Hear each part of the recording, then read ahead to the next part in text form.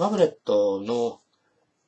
この間ちょっと話したんだけど、ビッグカメラにパンフレットがもうすでにあって、行ってみたら、これがソニー製、これが韓国製、両方ともありました。なんか、並んで宣伝して、ライバル意識を回して、両方のメーカーが頑張って販売かけてたけど、実際の大きさは前に思ってたよりもそんなでもなくて、この大きさ、これが現物の大きさでこんな感じで、電話するにしても、さほど大きく感じないというか、スマホのように、使って電話もかけて、なおかつスマホのように使うときには非常に、大きさが6.5インチ、6.4インチ、6.4インチなので使いやすいということですね。もうこんな感じで見てきました。実物は